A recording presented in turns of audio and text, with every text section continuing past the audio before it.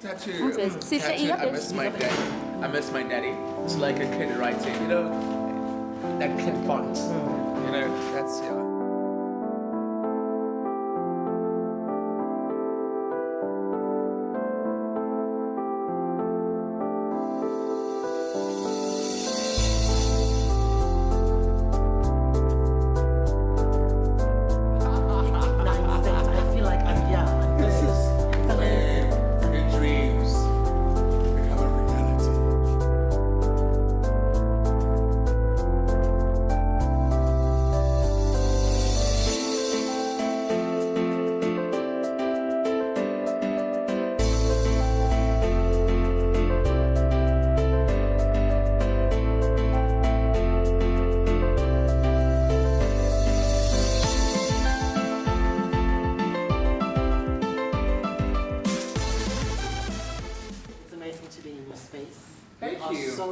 Welcome to my playground. Yeah, feeling very welcome. Thank you so much. Thank you. It's such an honor to be interviewed by Ntsika. Oh, Ayanda. Listen, I mean, when the season started, I was like, I need to have Ayanda on the show. I want Ayanda on the show. I need Ayanda on the show. He must be here. So thank you very much for that. Thank you so much for thinking of me. Look, you grew up in Khayelitsha. Yes. Tell us about those 100 years. Oh my goodness, I grew up in the streets of Khayelitsha, Cape Town. It was very nice, you know. Even though I went to the schools out in town, I went to Tambour's Grove Primary and then went to Cancer High School. Like I grew up as a confused kid. Like you know, you have this privileged life, and then going back to the township, you try to compare so many things. Like why are we living like this, you know? And then I go to this lavish life. But you know what? From my family, I was taught so many things, and I appreciate the fact that I grew up there, and I think that has made who I am today. And how did you find that adjustment? From it was very difficult. It was very difficult. Sure. Like from rah in the burbs, and then going back to the township as I had to be this certain person, and I was confused, but I wanted to sound like these kids.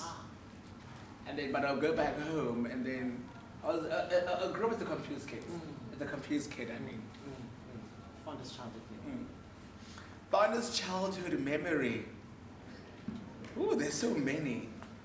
I think growing up with my late dad, who used to travel with me to creche and primary school, sharing those moments with my dad was the best moments. Like he never judged on who I was, even though the community would always went up to him and said, "Why is Ayanda like this?" And he was like, "Never mind, him is my boy." So every moment I shared with him was my greatest moment ever.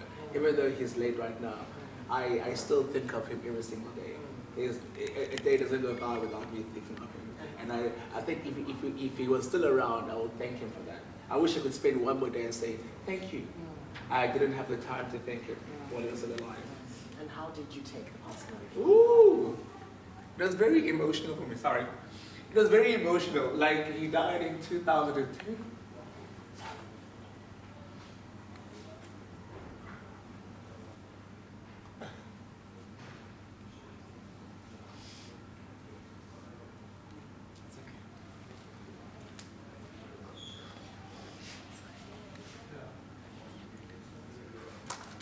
He died in 2010 of cardiac arrest.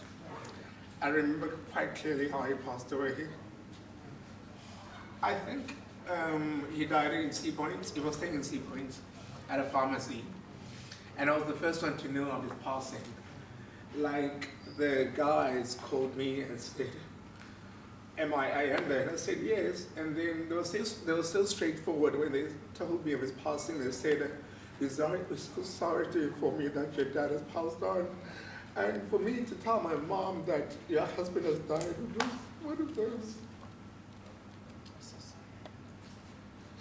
And even when I went to initiation school to go Luka, he was not there. And I know he wanted to see me to go to initiation school. And you know, growing up in the township, you were forced to go to the neighbors forced you to go to the, oh, thank you so much. You were forced to go to initiation to the mountain, but my dad did not force me. Yeah. It was like, it's up to him. If he doesn't want to go, then he will not go. Absolutely. And for me, it was so sad for me to go, knowing that he's not there to see me go through the whole experience, that journey to initiation school. And when I finally did it, I thought of him, and I wished that he was there to see his boy, to go through what he went through when he was a boy. Yeah. I miss him so dearly. And I was the first one to tell my mom that his husband passed away, and my mom couldn't believe it. And even after that, after his passing, I think a year later, I was diagnosed with depression, and I never told this to anybody. No media knows this.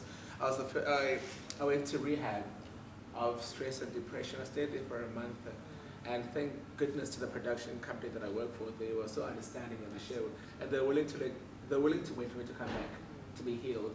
But I am healed, but I'm not fully healed, because he didn't say goodbye to me. And I wasn't ready for his passing. Yeah, that has been, it's still an emotional journey. I still think of him. I wish he was still around to see me succeed. I'm not saying that I have succeeded. I wish he was there to see me grow to success. You mentioned depression. What is the one thing that people don't know about depression? People don't know that we as black people do suffer from depression. For sure, it's not a white girl problem. It's not a white girl problem. We all get that. They call it the white sickness for white people. We all go through that. Depression is not easy. People couldn't understand. I was like the opposite of Ayanda. I'm usually optimistic, but then I was so negative. I didn't feel like dressing up. I'm like the fashion god. I love dressing up. I love styling up. I was wearing colors that were gray and navy and like down colors. My production company saw that I was myself. Like on air, I was just presenting. I wasn't Ayanda Makuzeni. My mom saw that I was myself. My siblings and friends saw I was myself. I was just not feeling like chatting to my friends. And that's when I knew that I must go in. Because my mom then called in our family psychologist, and he said, no, this boy needs help. And then I went to Crescent Clinic. That's where I got help. And I urge everybody, it's not easy losing a parent at a young age. Not even at any age. It's not easy to lose a parent. I don't care if they were sick for so many months and you're waiting for them to die. When they're gone forever.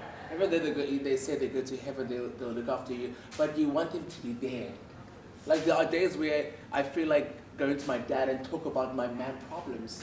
My mom would not understand what's going on, but my dad, if he was there, he would actually, consolidate and chat to me and help me, get through whatever phase I'm going through, whatever stumbling block I'm trying to overcome or hurdle I'm trying to overcome. Like he would help me.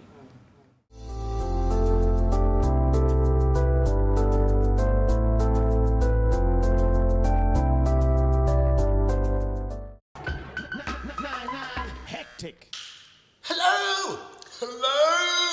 What's my name? Hello, I'm Zansi. Zansi's Okuhle MZK Ayanda Makuzeni. This headline is like MZK does it again. Brand new hairstyle. You can check out my fro. So now y'all know how I love my hair. So now I'm going back to basics. I was going through my Throwback Thursday pictures. I'm like, oh my goodness, I must have my afro back in season 1 when I started Hectic 99. That's when I had my real afro. I'm like, you know what? Enough of these One Direction kind of hairy styles. Want to be Justin Bieber? I'm like, no.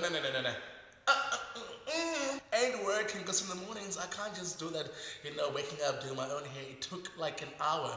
With this hairstyle, I just wake up, and then you wake up looking like this. Beyonce, flawless. Guys, come on, tweet me if you like this hairstyle. I might keep it for another year or two. Do you like it or what? Is it working or what? Do you like it? MZK's hairdo. Come on, guys. Let's keep it trending. MZK hair. I'm like Jackson 5. I'm like Percy Sledge. I am like Prince. But MZK does rock this hairdo. Doesn't he? Hectic. Hectic 9. You literally erupted. There was an uproar. There's this new cool kid on TV, Ayanda Makuzeni. Tell us about Hectic 9. Oh my goodness, my journey to Hectic 99. It has been incredible. Yeah. Like we were the new face of television. For sure. And we were in half an hour show back in 2007. We started out in 2007, but the auditions went on from 2006. Like they had to get 7 strong, unique presenters who are able to... Your audition is on YouTube, by the way. Yes, it's there. I know. I hate seeing myself auditioning for certain shows. Yeah. But before Hectic, I auditioned for so many shows. Because other shows I wait for, they say my personality somehow tends to overtake what's the show's about. For sure. Like there was one show I went for Hip to the Square. They said, I know your personality, we'll forget watching that. The show's mainly about math, science, and technology. Your personality is just overwhelming. And then I went for Hectic 99. I went to several callbacks, and I finally got a call to say that I've made it to be one of... That moment. That moment when I got my call, I was staying in Sea Point, and I was going to Fashion Week, and I got a call to say, listen, Ayanda, you've made it to be one of the 8 Hectic 99 presenters. I couldn't believe them. Yeah. I was so ecstatic. I was jumping up and down, went, going crazy. And then, I was going to Cape Town Fashion Week. You should have seen the walk I had. I saw people filming. I saw people filming around. I was like, "That's me next year. You go now. That's me next year. You'll see me on television." Yeah. It was one of the best moments ever. Yeah. Like I'm still here, like 9 years later, still doing one of the best televisions ever. And funny thing, I still get nervous when I go on air. Like every day feels like it's my first time presenting Hectic 99. And listen, I mean, you are in the moment. I mean, we see it. It's evident. How do you get into that space of, listen, I talk to my ancestors. I talk to my God. I pray to Him. Because, doing a live television, anything could happen. You have to be able to be alert. Before I go on air, I have like a few minutes to myself where I say, please be with me. Because it's going to be an hour of live television. Guide me to do this. And I want the best of me to shine and come. And funny thing, the camera doesn't lie. And because live television, anything can happen. Anything. And you have to go with the flow. You have to be spontaneous and ad-lib. And just go with the flow. And you have to be engaging with the audience and interact with them. And make sure that you turn into a friend. Don't become a host, become a friend. That's talking to a friend. And how's your relationship with the presenters? Over the years, there was actually something there, but anyway, it's offset. We'll bring it in. We'll bring it in. The first season 1 presenters, we were a great bunch. Yeah, it's coming through. Where's it coming? From the year it is. Oh man! This is the first. I don't know who this of guy is. Hectic 99 presenters. That's from Zanzi's coolest kid. Ayanda Makuzeni, Yeah. Shalane Bennett, Yeah. Letitia Van Zyl, Akona, Grand Flynn, And Lorette. She's still here. She's still here. Yeah. It was. You guys are amazing, by the way. And then we met other presenters, the Danilos, the Nawar, Yes. the Matthew Gold, Yeah. to so many other presenters. And funny thing, our first article were compared to the Mickey Mouse Club, like the Nitsika Chats Club and the Britney Spears. After Disney, they went on to become successful musicians and actors. That is what we have become. For sure. From Hectic 99, you become an actress, become a musician, you become whatever it is, a radio host. Absolutely. Yeah. Absolutely. And how's the bond and the vibe on set? The bond is amazing. We are a family. We are a great, tight family. Because doing a lot of television, I depend on you. Like I might forget my line, I need you to help me out. That's true. I'll look at you, and we know each other. If I'm going on a tangent where I'm like, I don't know where I'm going, I will look at you and you know exactly, oh my goodness, I am this country's. He doesn't know what he's talking about, let me save him. Yeah. We have that relationship. Yeah. Do you ever get threatened of your position in the industry? Never! Okay. I never get threatened. I embrace new talent. If I see new talent, I support it. I support you fully. Because it's not like I'll be here forever. Like this face will crack one day. I know they said black face will crack, but hello, I don't need to be on front. I won't be on front of camera for my whole entire life.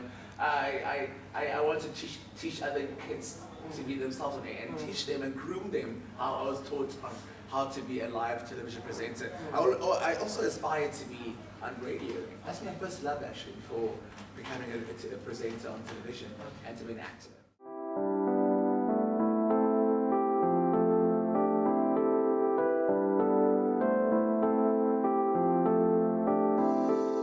Spoke about how your father always accepted you. Yes. How has the community and people and the audience accepted you? As a flamboyant Zanzi's coolest kid, wow, I have the most amazing fans and community and family and friends who've been supportive of me being so flamboyant and of me being myself. Let's not forget, not everyone is Mark and Kate. There are other individuals who are Johns, Michaels, Ashleys. So we are allowed to be ourselves. Not everyone's society is like XY. There are ABCs. And the fans of Hectic 99, they have been so accepting and they're so welcoming, they allow you to be yourself and they're not so judgmental. Let's not forget, the kid today is different to the kid in 1991. All thankful to social media and to technical stuff. They're very accepting compared to the kids who grew up in our time in primary. They don't ask you about who you are exactly, why you're so different. They allow you to be yourself, they allow you to make your mistakes. You'll find yourself. Once you know who you are, then you should accept it.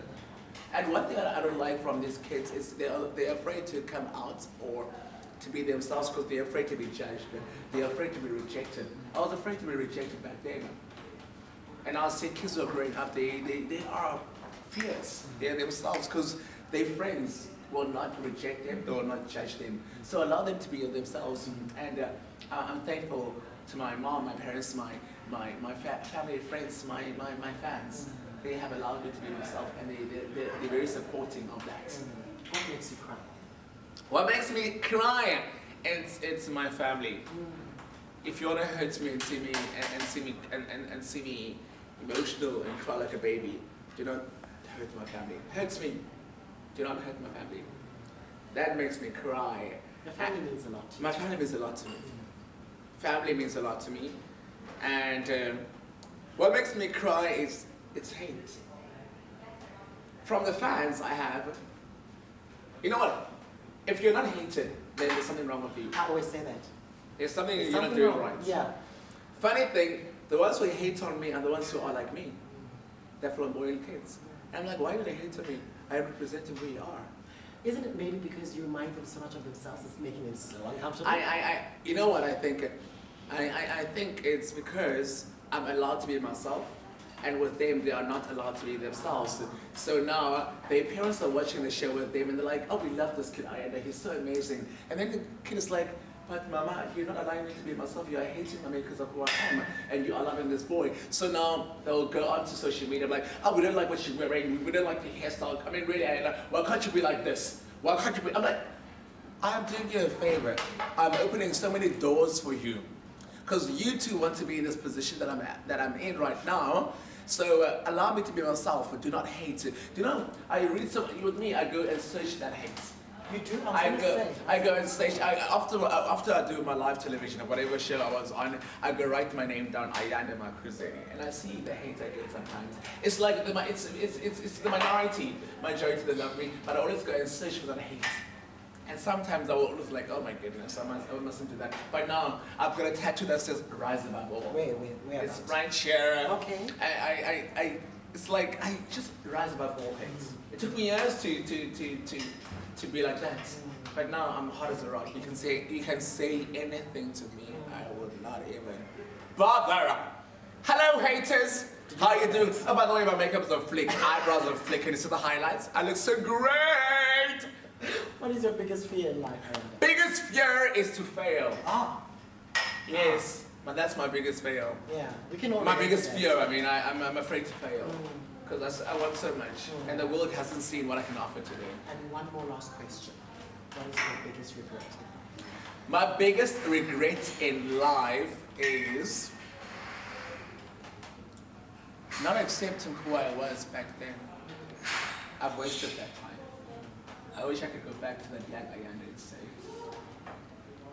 you should have just, that's my biggest regret. I wish I was just myself back then as a kid. So to all of you out there, guys, love yourself at that age. Don't regret who you are. And don't try and live a life that's not you. Because when you're older, you'll regret that. You'll want to go back to the younger you. That's what I regret nowadays. But thank you so much for just being, just for being. And it shows that when you yourself, greater things. oh yes. And thank you so much for chatting. Thank you. Thank you. Can I say one last advice? Can I, am I allowed to? Sure. To all those kids out there who love to pursue their career in presenting, acting, whatever it is that you want to be one day, do not stop. Do not stop. Keep on going. Keep on knocking at all doors. One door open, or create a door that's going to open for you. All right? I love you all. MZK love. Thank you. Thank you.